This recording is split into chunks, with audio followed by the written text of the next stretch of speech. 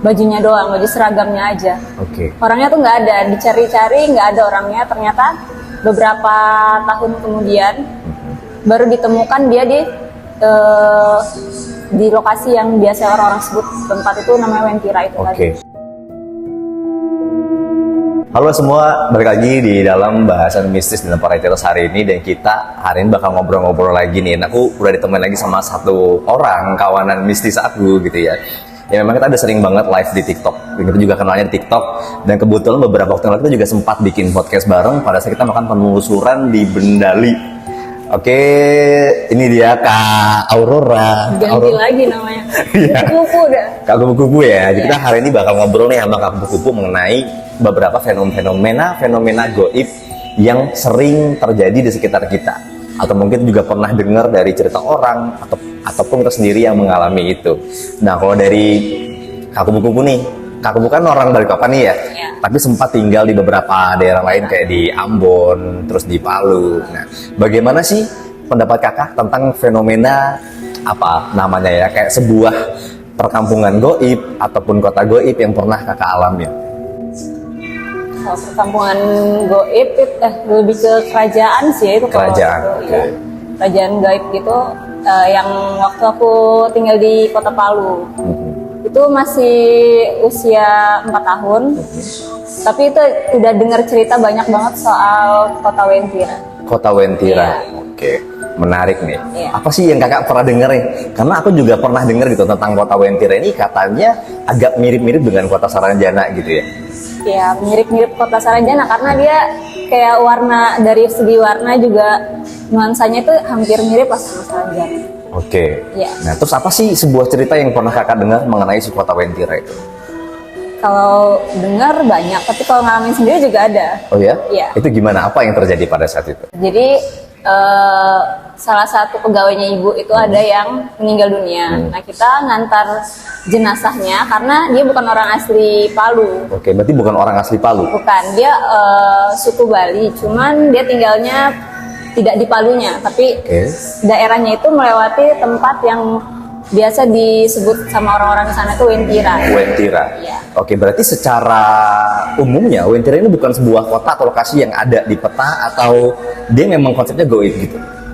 Tempatnya ada, tapi di bawah jembatan gitu. Di bawah sebuah jembatan. Iya, jembatannya itu jembatan kayu aja, tapi mobil-mobil besar tuh bisa lewat. Bisa lewat. Iya. Dan konon katanya lokasi dari Wentira itu di bawah jembatan itu. Iya. Oke. Nah, aku juga sempat dengar nih mengenai fenomena Kota Wentira. Katanya ada segelinting orang-orang yang pernah dibawa ke sana, ada yang balik juga ada yang nggak balik. Iya. Itu gimana sih ceritanya? Pernah nggak sih mendengar atau ada tetangga atau orang yang kenal mengalami hal kayak gitu? Ada waktu itu sempat ramai juga di Kota Palu itu soal salah satu anggota polisi gitu. Dia menaiki salah satu angkot. Kalau di Kota Palu itu ada beberapa angkot, beberapa kendaraan itu yang bisa dibilang itu kendaraannya orang-orang Wentira gitu. Oke. Ada yang warna putih, biasanya cenderung warna putih atau warna kuning. Oke. Jadi si polisi ini tuh naik ke angkot itu, dan yang ditemukan di angkot itu setelah dia naik adalah bajunya doang, baju seragamnya aja. Oke. Orangnya tuh nggak ada, dicari-cari nggak ada orangnya. Ternyata beberapa tahun kemudian baru ditemukan dia di lokasi yang biasa orang-orang sebut tempat itu namanya Wentira itu tadi. Oke. Jadi dia dari angkotnya menghilang. Iya. Hanya tinggal bajunya aja. Bajunya aja. Oke. Jadi pada saat dia menghilang tuh selang berapa lama baru ketemu? 2 tahunan baru 2 ketemu. tahunan. Iya. Oke. Jadi pada saat ditemukan polisi itu masih sadar nggak sih apa yang telah dialami? Enggak sih, pertama waktu ditemukan tuh kayak orang linglung gitu. Oke. Kayak orang linglung. Iya. Dan memang kecenderungannya pada saat seseorang itu dibawa atau terbawa dalam sebuah dimensi yang berbeda, pasti bakal linglung kayak gitu ya. Iya. Gitu ya. Oke. Nah, itu kan mengenai si Wentira tadi ya. Dan memang sekarang lagi hype banget nih. Ada film Saranjana gitu ya, yang mana memang Saranjana ini adalah sebuah kota atau kerajaan goib yang terletak di Kalimantan Selatan. Tapi kalau Wentira ini kan ada di Palu ya, Palu. Sulawesi Tengah. Iya. Oke. Nah, pernah nggak sih di kota kakak sekarang kan tinggalnya di Balikpapan nih, pernah nggak sih melihat atau mengalami sebuah fenomena di mana ada sebuah pasar goib atau perkampungan goib yang kakak pernah lihat di sini? Kalau kampung goib ada sih di dekat rumah. Oke. Di dekat rumah, cuman karena itu kondisinya terlalu di jalan besar gitu kan, jadi cuman sepintas lewat-lewat aja. Oke. Nggak terlalu memperhatikan juga di daerah situ, tapi memang banyak yang keluar masuk lalu lalang ke daerah itu. Jadi banyak yang berkeluar masuk Iya. lalu lalang seperti ada sebuah aktivitas yang Iya. memang rame sama orang, padahal bukan orang Bukan gitu orang. ya. Oke, menarik sih. Tapi kalau misalkan nih dari Kak Kubu-Kubu sendiri ya, selama tinggal di beberapa tempat yang berbeda, pernah nggak sih kayak merasakan sebuah fenomena atau pengalaman mistis yang juga berhubungan dengan mereka-mereka yang nggak kelihatan? Banyak sih kalau pengalaman mistis sama yang nggak kelihatan, karena waktu di Palu sendiri itu tempat tinggal aku kan tadinya itu tempat pembuangan sampah gitu, tempat pembuangan sampah besar gitu. Terus sering orang-orang situ bilang di tempat itu sering dibuang mayat-mayat gitu. Dibuang mayat. Iya. Oke. Mayat-mayat gitu. Terus waktu kita tinggal di sana, sebelum kita tinggal itu tempat itu masih tempatnya yang untuk pembuangan sampah. Oke. Jadi karyawan sama ibu yang bersihin tempat itu, Oke. yang mengelola tempat itu. Nah di situ banyak banget ada yang kalau malam gerimis-gerimis gitu, ada anak bayi nangis. Anak bayi nangis. Iya, karena di belakang tempat itu, di belakang lahan itu kan ada diskotik gitu dulunya. Ada diskotik Iya, dulunya. iya. Oke. Terdengar suara anak kecil menangis dari tempat itu yang memang tempat itu dikenal sebagai tempat pembuangan mayat. Iya. Oke, wow, menarik sih. Kita balik lagi ya ngomongin masalah Kota Wentira ini, karena menurut aku menarik banget. Karena aku juga sempat dengar dari beberapa orang kalau semisalkan para penghuni kota itu sering banget keluar dari kota tersebut, terus kayak berbaur dengan masyarakat Iya. sekitar. Iya. Nah, apa sih ciri-ciri atau tanda-tanda kehadiran mereka? Pernah dengar nggak sih? Ada yang biasa mereka tuh keluar pakai, di sana ada namanya dokar. Dokter. Iya. Oke. Dokar itu kayak andong gitu. Jadi kereta yang ditarik sama kuda gitu. Nah, mereka kalau udah keluar tapi nggak pakai si kudanya itu nggak ada kusirnya. Nggak ada kusirnya, Nggak jadi ada. posisi itu jalan sendiri Jalan gitu sendiri, ya? dan kalau lampu merah dia stop juga. Oke. Jadi biasanya mereka yang dari kota Goib Wentira itu mereka menggunakan apa namanya? Dokar. Dokan. Iya. Oke. Ya tapi nggak ada si bapak-bapak pengendaranya gitu ya. Jadi benar-benar hanya kuda, kereta, dan ada sosok yang ada duduk di kereta tersebut. Iya. Oke. Biasanya apa sih yang mereka lakukan? Aktivitas apa sih yang mereka lakukan misalkan mereka keluar dari kota itu? Ya biasa kayak orang-orang biasanya berbelanja di pasar, tempat-tempat keramaian juga. Cuman ada yang membedain dari mereka, kalau mereka ngomong itu kayak nutup mulutnya gitu loh. Nutup mulutnya? Iya, ditutup Oke. gini. Kayak karena ada tanda yang di sini tuh Oke. nggak ada. Yang kita biasanya ada tapi nggak ada. Berarti ada salah satu karakteristik fisik dari mereka-mereka yang tinggal di kota Goib tersebut ya, Iya. yang nggak ada apa namanya kayak pemisah garis-garis bibirnya gitu ya. Iya. Oke, dan mereka cenderung menutup mulutnya dia. Tapi aku rasa orang-orang sekitaran situ mereka udah paham ya, Udah paham. udah paham, dan mereka pun sudah menerima kalau mereka hidup berdampingan. Iya.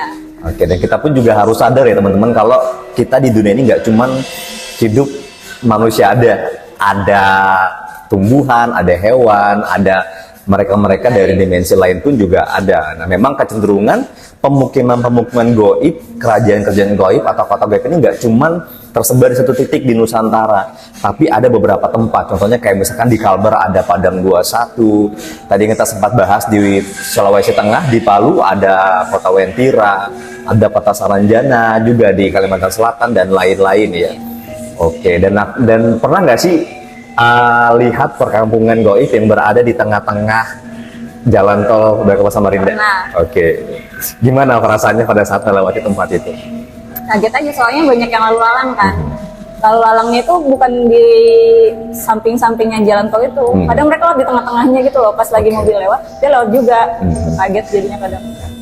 Itu memang satu hal yang unik ya. Jadi kalau kita mau ke Samarinda dari Berkaman tuh kita kembali ke sebuah jalan tol yang menghubungkan antara dua kota ini, dan memang di tengah-tengah situ ada sebuah perkampungan goib yang memang banyak sekali aktivitas dari mereka yang sebenarnya nggak ganggu, Cuman karena mereka suka berlalu lalang, jadi ya mungkin akan memberikan sedikit shock terapi pada mereka yang bisa ngelihat gitu. Seru sih. Tapi pernah nggak sih punya pengalaman kayak dibawa dalam sebuah dimensi yang berbeda ke tempat mereka? Kalau ke tempat mereka pernah sih, pernah ngalamin. Cuman nggak terlalu mengerti di sananya kayak gimana kan. Jadi cuman ngeliat-ngeliat aja gitu di situ, nggak yang kemana-mana untuk eksplor lebih jauh, nggak. Oke. Jadi pernah berada di sana nggak jalan-jalan gitu ya? Cuman ngeliatin aja.